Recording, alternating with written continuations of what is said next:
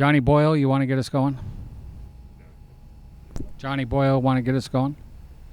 Happy to. Yeah, Pete, yesterday you talked about the penalties and kind of that's on you and you need to be better. What's the process of finding that line between playing with the emotion you want, the fire you guys want, but not having to go too far? Yeah, you have to be accustomed to being in that kind of rage that we play in, and know how to manage it.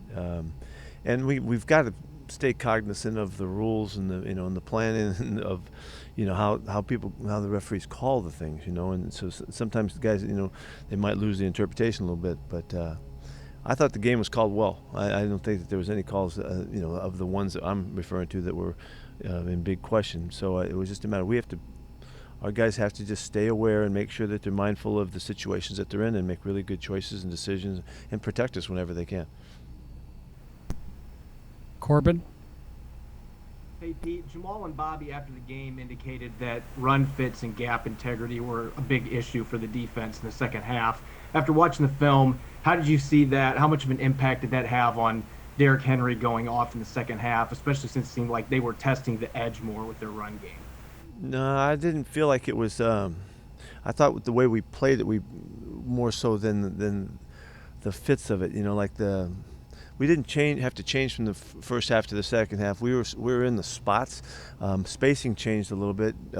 Derrick changed it a little bit by coming downhill at us. But I think once we took a look at the film, it was just a matter of fitting it up consistently, play after play after play, and just hanging in there and just outlasting it. And they did a really nice job. He did a really good job, and the game kind of went in their favor.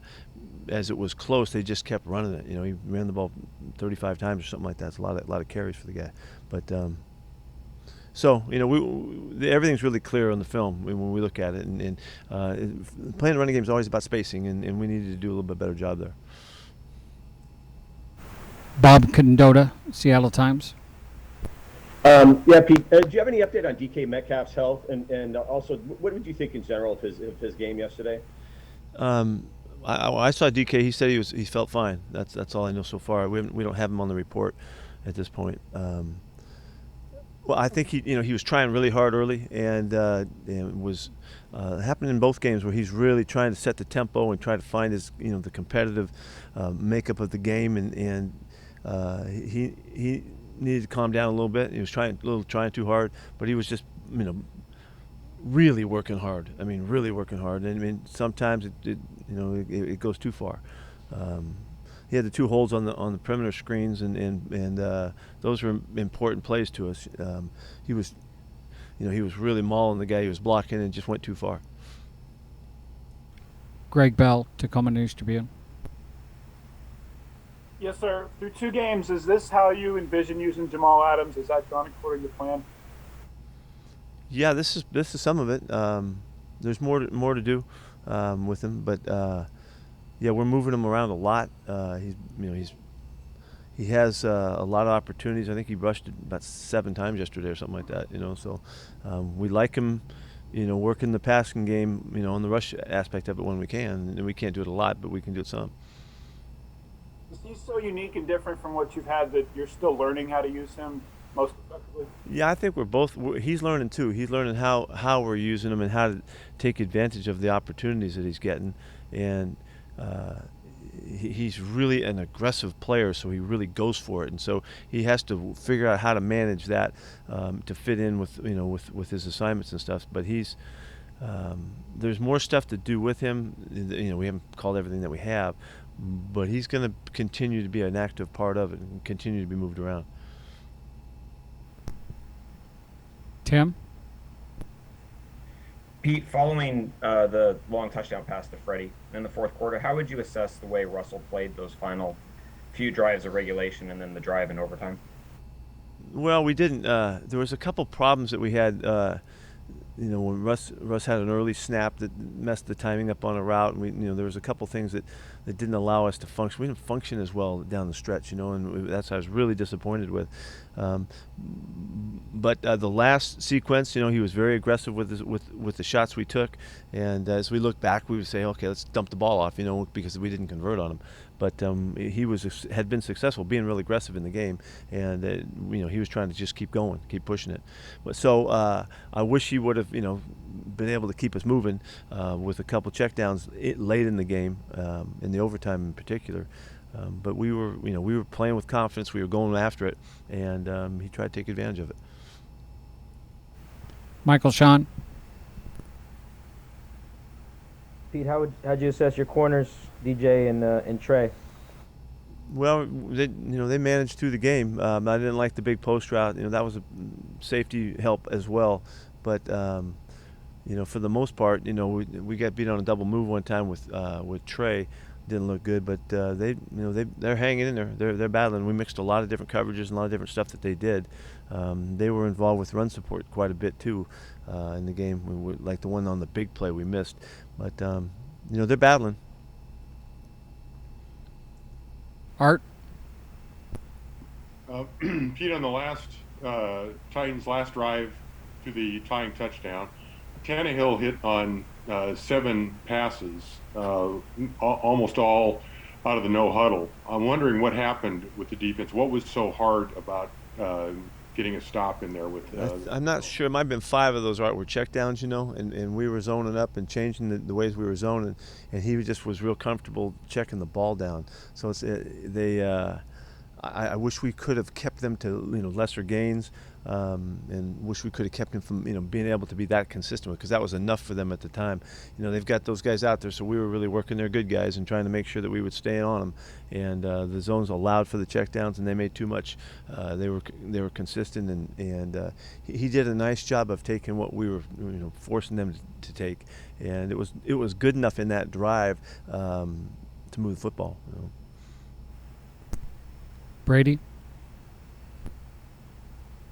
Pete, what do you think of the start that Tyler's off to?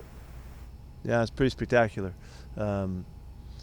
Really, he's been able to do all of the things that we would hope to see him do, finding ways to get behind the secondary and also just making real consistent catches too underneath. He's just been available for us really solidly, and so he's off to a great start.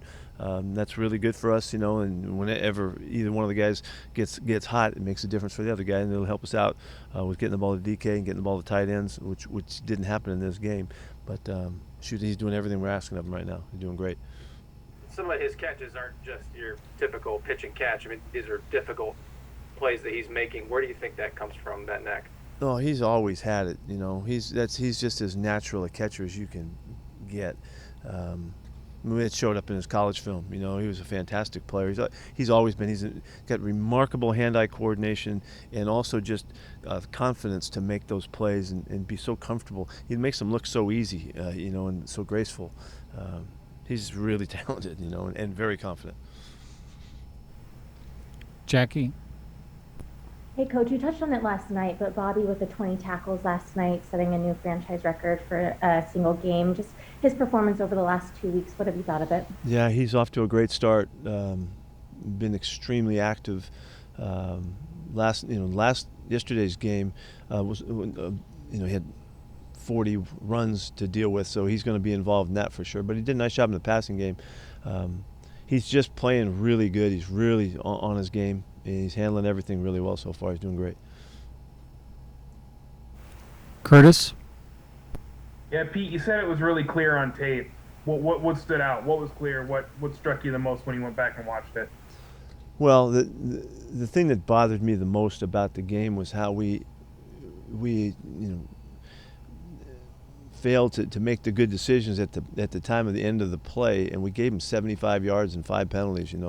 5 major penalties, and that was really disruptive in the game. We had slugged it out throughout, and those changes in the field position, it just disrupted the flow of the game for us, and it made us adjust the momentum that we would build, and big play, and then here we go, we stop them, and now they get the ball first down again, on a third down, couple plays. It was really obvious that the rest of the game was just a slugfest for us on defense, and offensively, what was obvious is that we never really found the rhythm because we scored so quickly in the first half. When we needed the running game that needed to be developed during the course of the game, we didn't have it, and so we just didn't finish the game the way I would love to have finished that thing, because we had a chance to hold it and work the football, and so all of those things that kind of seemed clear coming out were pretty obvious watching the film, and there was a game to be won there, and that's why it was, it's a real disappointment to let them get away with it. Noda, Seattle Times. Yeah, Pete, there's been a lot of chatter about the taunting penalty. Obviously, DJ got the one. I guess, do you have a view in general of that rule and what the NFL is trying to get done with that? Yeah, I really respect what they're trying to get done, and they would like the game, to not have that in it. It's a hard transition. You saw how what it took for us to get a penalty there. I think we've opened up a bit of a can of worms, and so we have to find our way through it here as we go. I don't know how other teams are doing with it, but it hasn't worked well for us so far. But it's clear what the rule is, and so we just have to react the right way. It's the reaction of the player in the moment that we have to train, and so you got a lot of guys that have to deal with those explosive moments, and they've got to really turn their focus away from the opponent, which it's a good thought. It's hard to manage it. Well, yeah, Pete, just wanted to get your thoughts on how Al Woods played, the 7 tackles and the sack when you were missing Brian Monet, so you maybe needed even more out of him. Yeah, Al played a terrific football game. There was a ton of plays he was involved with, not just making the tackle, but contributing to the blocking scheme and keeping linebackers free and all. He had a lot of responsibility in that yesterday, and he really held the line of scrimmage great, pushed the pocket well, had a great sack for us, and was a factor, pushing the middle in some of the pass rushes that other guys had success on. So he just played a really good football game. He had to play a lot of plays yesterday. With Brian not there, I think he and Puna both played 60-something plays, and that's a lot of plays for those guys to play, and we missed Brian. Was there any concern or kind of curiosity about how Al would be coming back after taking the year off? Yeah, I was concerned about it, and we talked a lot, and he said he had worked really hard to stay in really good shape, and you don't know till you see the guys, and he came in, he has been just rock solid throughout all of the work that we've done. We've given him some breaks on certain days, but all in all, he's been able to do everything, and he's really performing well. And it's kind of like he bought a year, and taking that year off. So the work ethic that he put forth didn't make that put him at a disadvantage. He came back really, really good. Greg. Sir, where's Sidney Jones on his acclimation to the defense process? It's all practice stuff and a little bit of special team stuff so far. It's a little bit of a challenge for us to get him, and really blessed too, to get those guys enough really good reps to see them on our field with us, and so I'm accumulating, like I think I said this last week, I'm accumulating reps of opportunities and stuff as they work.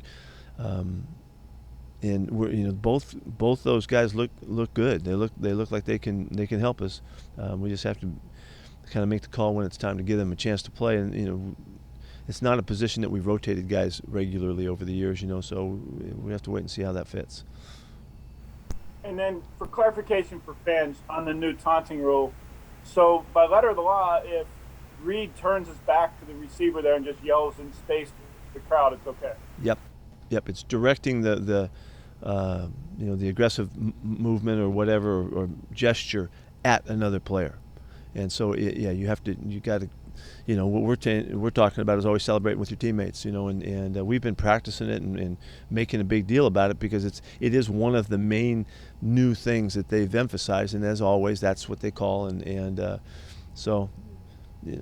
I don't think it's bad for the game. I just think it's hard for the guys to do in the moment, and so they just got to learn and train, and we got to do a better job. That's why I have to do a better job of putting us in situations and making sure we're monitoring it really carefully and helping our guys train.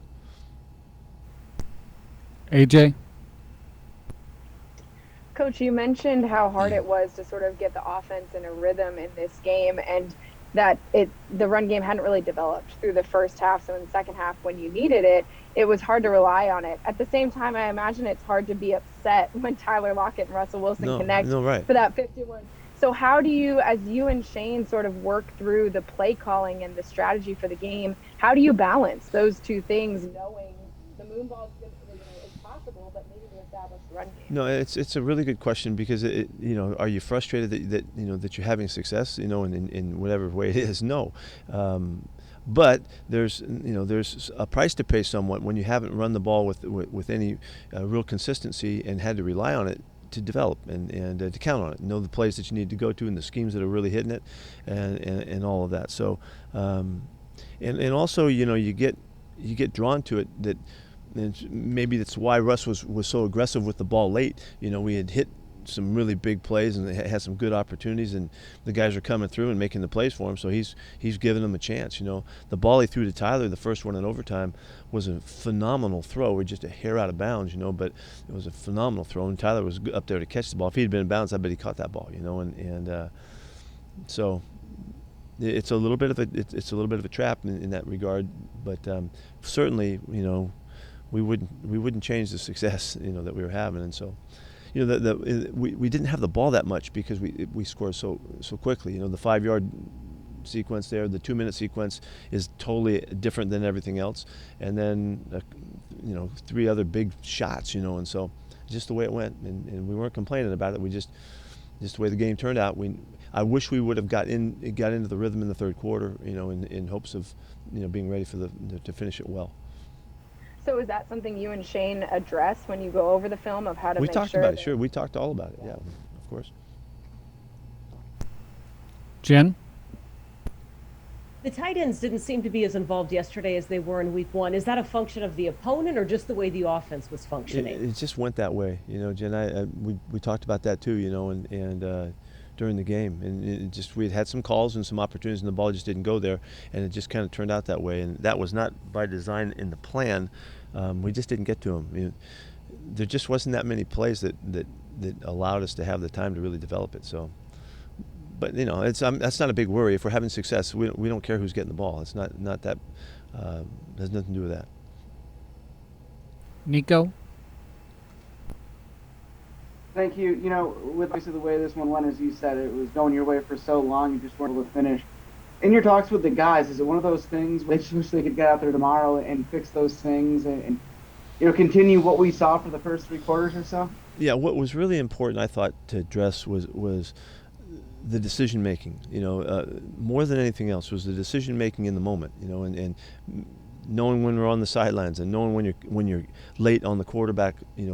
Where you have to make the right choice of how to make your contact, and sometimes it's just so split second that they can falter, and that's both of the ones that we had were just bang bang hits, and we have to get our head out of the hit, and we didn't get it done either time. That's not a new emphasis for us, but we just have to emphasize the conscience that it takes, that has to override the moment, and the conscience of you're performing for your team, and these are the rules, and here's how they call it, and the discipline that it takes to get out of those situations, carefully. Last week, we had a couple plays on the quarterback at the Colts.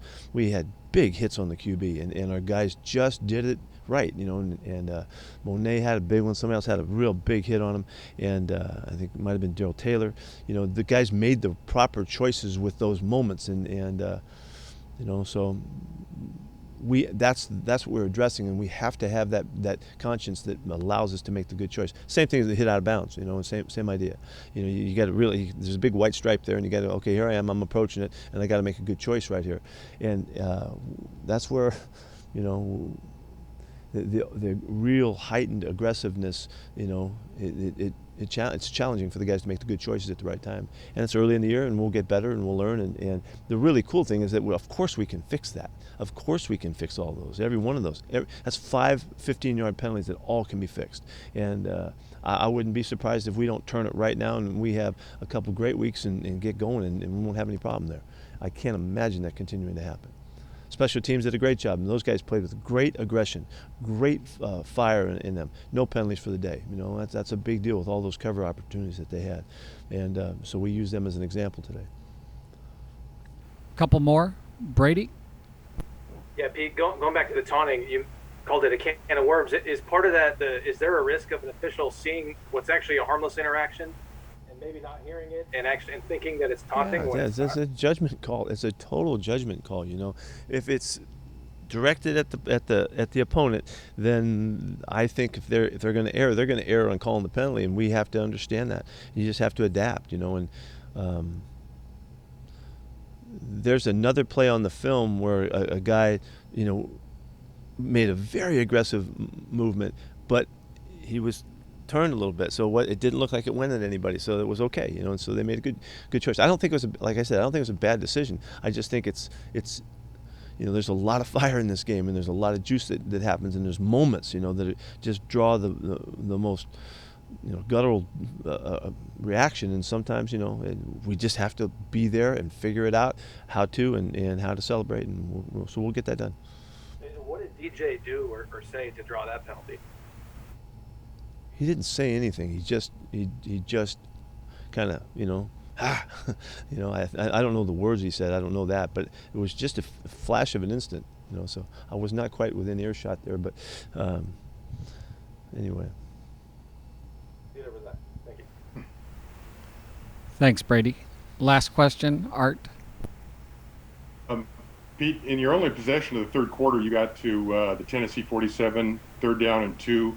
You called a timeout, and the play went to Carson for a tackle for loss. What broke down on that play? It was just our edge, you know, our edge block that we had to make. You know, Chris read it as a chance to bounce the football outside, and well, no, hold on, let me go back. It was an unusual look, and the edge block didn't take advantage of the opportunity to get the guy coming off the corner, and Chris needed to feel that and stick it up inside. We just didn't quite get it done, and so it was a combination of Will was right there trying to figure out, you know, how to make the edge happen, and then Chris needed to, you know, complement with it and really turn it up and see if we could hit it. That's what happened there. We could have gone the other way with the play as well. We didn't, though. I'm sure that's exactly what you wanted to hear, Art. Well, I was curious if Russ changed the play once he got out there. No. He had the freedom. How are we doing? Thank you, everyone. Okay. See ya.